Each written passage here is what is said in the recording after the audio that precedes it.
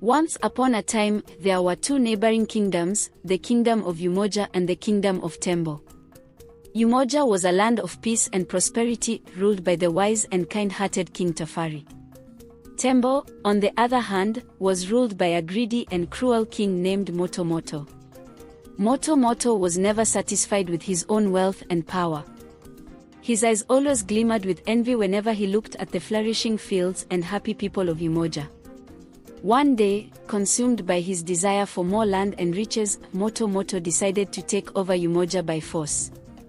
Before launching his invasion, Moto Moto summoned his court magician, an old man named Kiburi, known for his dark and powerful magic. Kiburi commanded the king, "I want you to use your magic to weaken King Tafari and his kingdom. Ensure that when my army attacks, they will be too feeble to resist." Kiburi nodded and set out to fulfill his king's wicked wish. He journeyed deep into the forbidden forest, where ancient spirits dwelled, and cast a dark spell. As he chanted incantations, the ground trembled, and a thick, eerie mist began to spread from the forest towards Umoja. The mist reached Umoja by nightfall. The crops withered, the rivers dried up, and the people fell sick. King Tefari, distressed by the sudden calamity, sought counsel from the village elders and wise women.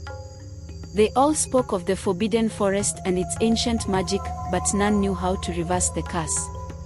In the midst of this despair, a young girl named Nia, known for her bravery and sharp wit, stepped forward. "I will go to the forbidden forest and seek help from the spirits," she declared. Though hesitant, the king agreed, for he had no other choice. Nia embarked on her journey, carrying only a small pouch of herbs and a heart full of courage. As she entered the forbidden forest, the mist thickened around her, and shadows whispered in the trees. She walked for hours until she reached the heart of the forest, where a great baobab tree stood. Beneath the tree, Nia found a glowing portal.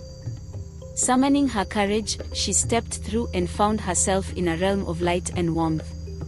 There, she met the spirit of the forest, a majestic being with eyes that sparkled like stars. The spirit spoke. "Child, why have you come to my domain?" Nia bowed respectfully and explained the plight of her people and the evil deeds of Moto Moto. The spirit listened intently, then said, "To break the curse, you must retrieve the heart of Umoja, a magical gem that lies hidden in the deepest part of this forest.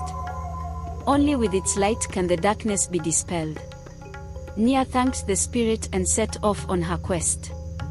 She faced many challenges, crossing rivers of fire, solving riddles posed by ancient guardians, and battling fierce creatures. With each trial, her determination grew stronger. Finally, after days of searching, Nia found the heart of Umoja, a radiant gem pulsating with pure light. As she touched it, the gem's light enveloped her, filling her with strength and hope. Nia returned to Umoja and placed the heart of Umoja at the center of the kingdom. Its light spread swiftly, driving away the mist, healing the land, and restoring the people's health. The crops flourished once more, and the rivers flowed with crystal-clear water. Seeing his plans failed, Moto Moto flew into a rage. He marched his army towards Umoja, intent on conquering it by force. But as they approached the border, a great storm erupted.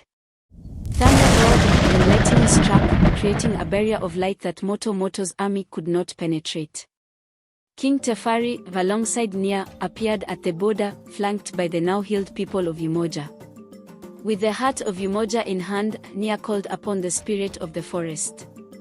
A mighty roar echoed, and the spirit appeared, its form towering above the armies. The spirit spoke with a voice that shook the earth. "Moto Moto, your greed and cruelty have brought you here, but you shall go no further. Return to your kingdom and mend your ways, or face the wrath of the ancient spirits." Terrified and defeated, Moto Moto had no choice but to retreat. His heart, once filled with ambition, now trembled with fear. He returned to Tembo and ruled with a much gentler hand, always wary of the power of the ancient spirits. As for Umoja, peace and prosperity returned, even greater than before. King Tefari honored Nia, who became a revered hero, her bravery and wisdom celebrated for generations. And the heart of Umoja continued to shine, a beacon of hope and unity for all. Thus ends the tale of the nasty king, the brave girl, and the enchanted forest.